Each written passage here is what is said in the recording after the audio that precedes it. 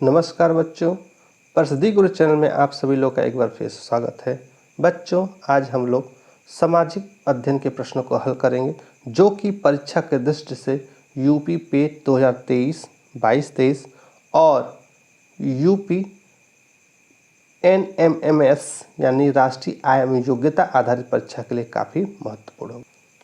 चलिए बच्चों, सामाजिक विषय के प्रश्नों को हल करते हैं। हमारा बच्चों पहला प्रश्न है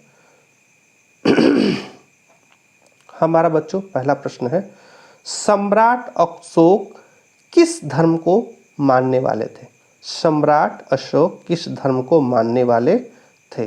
पहला ऑप्शन दिया बच्चों जैन धर्म, दूसरा है हिंदू धर्म, तीसरा बौद्ध धर्म और चौथा है सिख धर्म। तो बच्चों सम्राट अशोक ने बौद्ध धर्म अपनाया था। ठीक है, इस तरह से हमारा ऑप्शन सी वाला क्या है, सही है। तो सम्राट अशोक किस धर्म को मानने वाले थे? बौद्ध धर्म को मानने वाले थे। ठीक है, आइए अगले प्रश्न को चलते हैं। दूसरा, पंचायत गठन कितने वर्ष का होता है?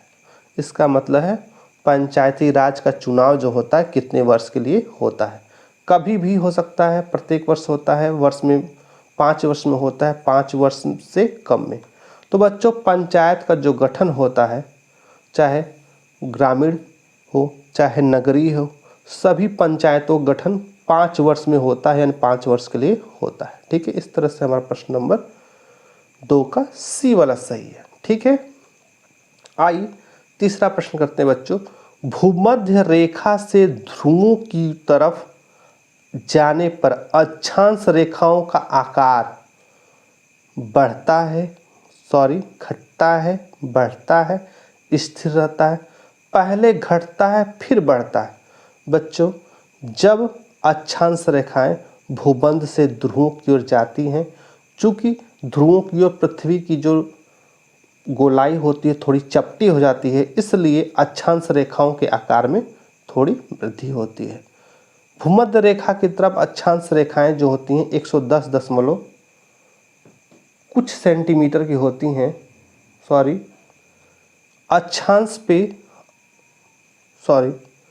भूमध्य रेखा पर अक्षांश रेखाएं जो होती हैं 110.6 किलोमीटर दूरी पर होती हैं, लेकिन जब ये ध्रुवों की ओर चली जाती हैं इनकी दूरी 111.7 किलोमीटर हो जाती है। ठीक है, तो इस तरह से भूमध्य रेखा से ध्रुवों की तरफ जाने पर अक्षांश रेखाओं का आकार बढ़ता है। तो ये सी वाला ऑप्शन सही है। ठीक है बच्चों, आइए अगले प्रश्न की ओर बढ़ते हैं।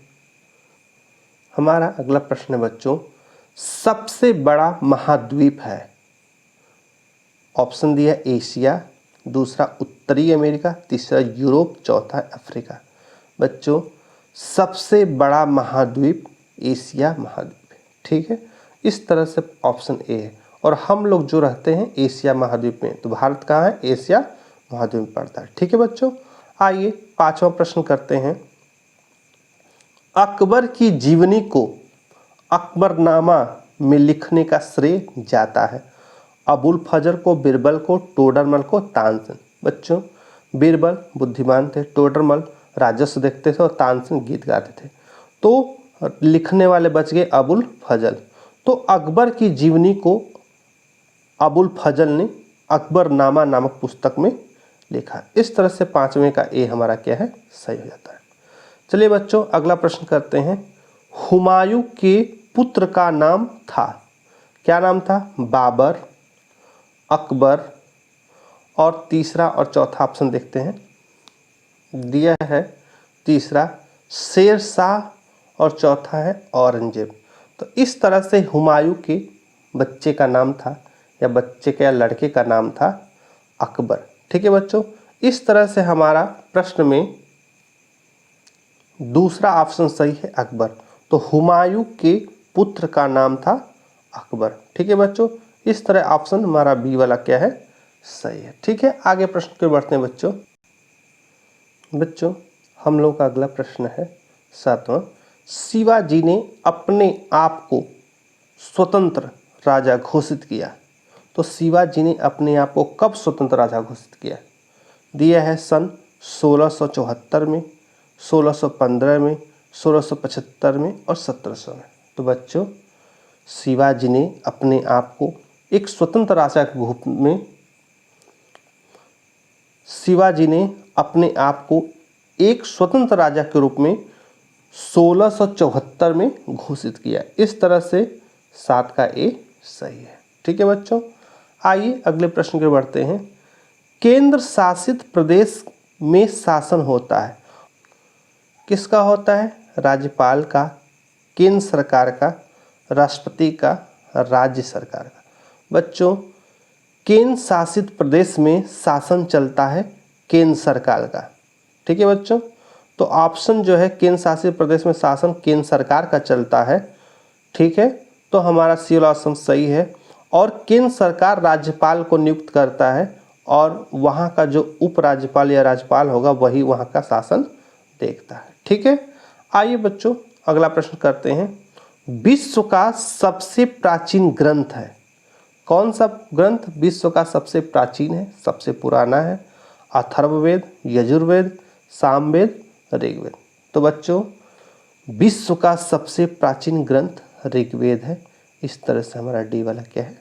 सही है। ठीक है बच्चों, आइए अगले प्रश्न की ओर बढ़ते हैं। बच्चों हमारा अगला प्रश्न है 10 नंबर का। भारत किस महाद्वीप में स्थित है? America, Africa, Europe, Asia. ये भी प्रश्न बहुत महत्वपूर्ण है बच्चों। भारत जो है एशिया महाद्वीप में स्थित है। ठीक है, इस तरह से डी वाला ऑप्शन क्या है हम लोग का? सही है। ठीक है, आइए अगले प्रश्न की ओर बढ़ते हैं बच्चों। गौतम बुद्ध ने पहला उपदेश कहाँ दिया था? ठीक है, दिया हुआ है लुम्बिनी में, कुशीनगर में, सारनाथ में, वैशाली में। तो बच्चों गौतम बुद्ध ने अपना पहला उपदेश कहाँ दिया था? सारनाथ में। ये प्रश्न बच्चों बहुत महत्वपूर्ण है और एग्जाम्स में कई बार पूछे जा चुके हैं। तो हमारा सी वाला ऑप्शन सही है, प्रथम उपदेश दिया था सारनाथ में। ठीक है, आइए अगले प्रश्न की ओर बढ़ते हैं। इनमें से कौन प्राकृतिक आपदा नहीं है? इनमें से कौन प्राकृतिक आपदा नहीं है? बच्चों भूकंप, सुनामी, ट्रेन दुर्घटना, मेरठ। मेरठ का तो कोई मतलब नहीं निकलता बच्चों। भूकंप जो है प्राकृतिक आपदा है, सुनामी आना प्राकृतिक आपदा है, लेकिन ट्रेन का जो दुर्घटना होना मानवीय भूल है। तो इस तरह से 12 का सी सही है, ट्रेन दुर्घटना प्राकृतिक आपदा नहीं है। ठीक है बच्चों, आइए अगले प्रश्न की ओर बढ़ते हैं हम लोग। बच्चों 13वां प्रश्न है। समुद्री मार्ग से होकर सर्वप्रथम भारत कौन आए थे? ठीक है, अंग्रेज आए थे, पुर्तगाली आए थे, फ्रांसीसी आए थे, डच। बच्चों समुद्र मार्ग से होकर सर्वप्रथम भारत में पुर्तगाली आए थे। ये बी वाला ऑप्शन सही है। तो सबसे पहले जो आए थे सर्वप्रथम पुर्तगाली और जाने वाले भी पुर्तगाली थे। इस तरह 13 का भी सही है। चौथा ऑप्शन बेटा 14वां प्रश्न करते हैं। सिखों के अंतिम गुरु कौन थे? गुरु गोविंद सिंह जी, गुरु नानक देव, गुरु रामदास, गुरु अर्जुन देव। बच्चों सिखों के अंतिम गुरु जो थे गुरु गोविंद सिंह जी थे और इन्होंने सिख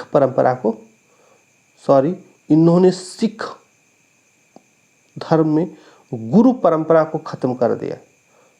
ठीक है, तो सिखों के अंतिम धर्म गुरु जो थे गुरु गोविंद सिंह थे। उनके बाद कोई भी धर्म गुरु नहीं बने। ठीक है, तो इस तरह से 14 का ऑप्शन ए हमारा सही है। ठीक है बच्चों, आगे बढ़ते हैं। 15वां प्रश्न है बच्चों। देश का सबसे बड़ा न्यायालय है? उच्च न्यायालय, जिला न्यायालय, इस तरह से सत्र न्यायालय होता है और उच्चतम न्यायालय। ठीक है, तो सबसे बड़ा न्यायालय हमारा उच्चतम न्यायालय होता है। ठीक है, आइए तीसरा ऑप्शन है उच्चतम न्यायालय, चौथा है पंचायत। बच्चों देश का सबसे बड़ा न्यायालय उच्चतम न्यायालय, इंग्लिश बोलते हैं सुप्रीम कोर्ट, यही होता है। ऑप्शन सी हमारा सही है। ठीक है, आइए आगे बढ़ते बच्चों। भारत में राज्य हैं, भारत में कितने राज्य हैं? 28 हैं, 26 हैं, 29 हैं, 25 हैं। बच्चों वर्तमान में भारत में 28 राज्य हैं। जब से जम्मू कश्मीर केंद्र शासित राज्य बना है तब से 29 राज्य में से एक राज्य घट गया तो 28 हो गया। ठीक है, इस तरह 16 का ए सही है। आगे चलते हैं बच्चों, 17वां प्रश्न है, शिवाजी ने उपाधि धारण की सोधोपति का, महात्मा का, छत्रपति का, पंजाब केसरी। तो बच्चों शिवाजी महाराज जी ने छत्रपति का उपाधि धारण की, इसलिए उन्हें बोलते हैं छत्रपति शिवाजी महाराज। ठीक है, 17 कौन सा ऑप्शन, सी वाला हमारा सही है। बच्चों आगे बढ़ते हैं। बच्चों हमारा अगला प्रश्न 18वां है। ये काफ़ी बच्चों महत्वपूर्ण प्रश्न है, कई बार एग्जाम में पूछा गया है। दिल्ली की गद्दी पर बैठने वाली एकमात्र महिला शासक। ठीक है, दिल्ली की गद्दी पर बैठने वाली एकमात्र महिला शासक थी। कौन थी एक महिला शासक? लक्ष्मीबाई, अवंतीबाई, रजिया सुल्ताना, दुर्गावती।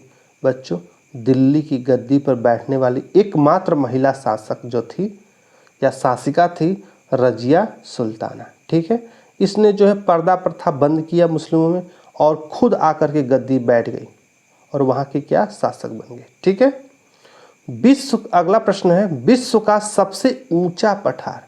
तिब्बत का पठार, बस्तर का पठार, चल्हा का पठार, छोटा नागपुर का पठार। बच्चों विश्व का सबसे ऊंचा जो पठार है वो तिब्बत का पठार है। तो इस तरह से 19 का ए वाला सही है। ठीक है बच्चों, आइए अगला प्रश्न करते हैं 20 नंबर का।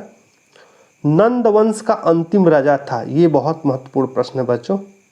नंद वंश का अंतिम राजा बिंबिसार, अजातशत्रु, घननंद, चाणक्य। बच्चों नंद वंश का अंतिम राजा घननंद है, जिसको जो है चाणक्य ने अपनी नीति से हराया था।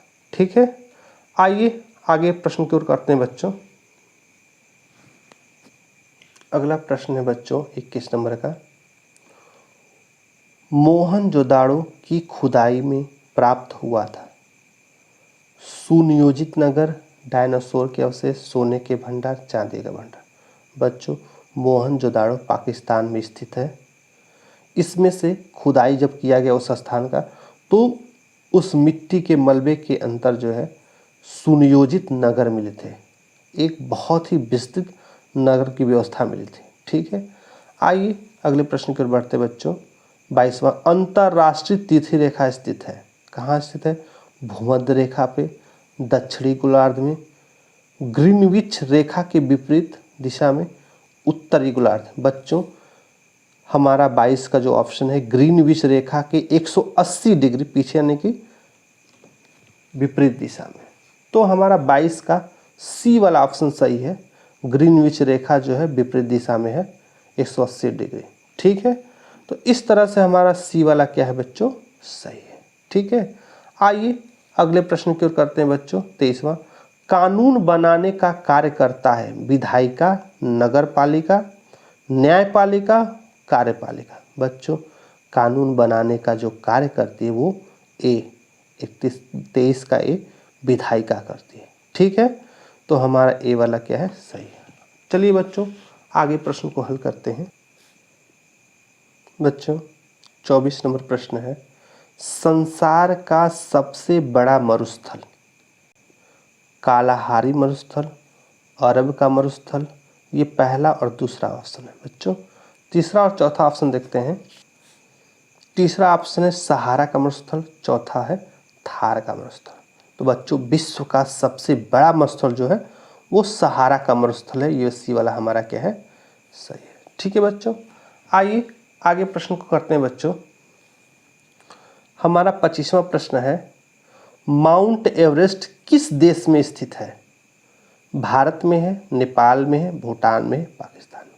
बच्चों माउंट एवरेस्ट जो है नेपाल में स्थित है, ये ऑप्शन बी सही है। कुछ हिस्सा उसका भारत में है, तो सबसे ज़्यादा हिस्सा नेपाल में, इसलिए माउंट एवरेस्ट क्या है बच्चों, नेपाल में स्थित है। ठीक है, ये भी प्रश्न बच्चों बहुत महत्वपूर्ण था। अगला प्रश्न जो है एकदम महत्वपूर्ण है, पूछा है 1857 में प्रथम क्रांतिकारी थे। 1857 की क्रांति जो शुरुआत हुई थी किससे हुई थी? मंगल पांडे से, भगत सिंह, तात्या टोपे, नाना साहब। बच्चों 1857 की प्रथम क्रांतिकारी थे मंगल पांडे। ठीक है, इन्होंने अंग्रेजों का विरोध किया बैरकपुर छावनी में। ठीक है, आइए बच्चों अगला प्रश्न करते हैं और एकदम से महत्वपूर्ण है, सबसे इम्पोर्टेंट है और ये एग्जाम में कई बार पूछे गए हैं। लौह पुरुष कहा जाता है, किन्हें कहा जाता है? पंडित जवाहरलाल नेहरू को, गांधी जी को, डॉक्टर भीमराव अंबेडकर जी को, सरदार वल्लभ भाई पटेल को। बच्चों लौह पुरुष कहा जाता है सरदार वल्लभ भाई पटेल को, क्योंकि इन्होंने आज़ादी के बाद जो राज्य आज़ाद नहीं थे उन्होंने अपने दम पे अपनी बुद्धि से पूरे राज्यों को एक में मिलाया, इसलिए इनको क्या कहते हैं? लौह पुरुष कहा जाता है। ठीक है, आइए बच्चों अगले प्रश्न की ओर बढ़ते हैं। 28 नंबर का प्रश्न है बच्चों, महाकवि कालिदास ने रचना की? मेघदूत की, महाभारत की, गीतांजलि की, रामचरितमानस की। बच्चों महाकवि कालिदास जी ने मेघदूत का रचना किया। 28 का ए वाला ऑप्शन हमारा सही है। ये भी बच्चों बहुत ही महत्वपूर्ण, अत्यंत महत्वपूर्ण प्रश्न है। आगे चलते हैं बच्चों, 29वां प्रश्न है, हमारे संविधान में नागरिकों को कुछ अधिकार दिए गए हैं, वे कहलाते हैं भौतिक अधिकार, मौलिक कर्तव्य, सूचना का अधिकार, शिक्षा का अधिकार। बच्चों ये रहेगा मौलिक, भौतिक लिखा मौलिक अधिकार। इस तरह 29 का ए वाला सही है, इसे कहेंगे मौलिक अधिकार। ठीक है, 29 का ए। आगे चलते बच्चों 30 नंबर क्वेश्चन, हड़प्पा संस्कृति का विकास हुआ किस नदी किनारे? गंगा नदी किनारे, महानदी किनारे, सिंधु नदी किनारे, चिनाब नदी किनारे। बच्चों हड़प्पा संस्कृति का विकास सिंधु नदी के किनारे हुआ, जो कि पंजाब के सिंध प्रांत में है। तो इस तरह से 30 वाले का हमारा बी सही है। ठीक है, आइए अत्यंत महत्वपूर्ण प्रश्न की ओर बढ़ते हैं बच्चों। 31 नंबर का प्रश्न ये भी काफ़ी महत्वपूर्ण है। कंप्यूटर के जनक हैं, यानी कंप्यूटर को किसने फर्स्ट टाइम बनाया? चार्ल्स बैबेज, गुरु नानक देव, रविन्द्रनाथ टैगोर, इनमें से कोई नहीं। बच्चों कंप्यूटर के जनक चार्ल्स बैबेज थे। और 31 का ऑप्शन ए क्या है? सही है। ठीक है, आइए अगले प्रश्न की ओर बढ़ते हैं। विश्व का सर्वाधिक मतदाताओं वाला देश, विश्व का सबसे ज़्यादा वोट देने वाले लोग हैं अमेरिका में, जापान में, भूटान में, भारत में।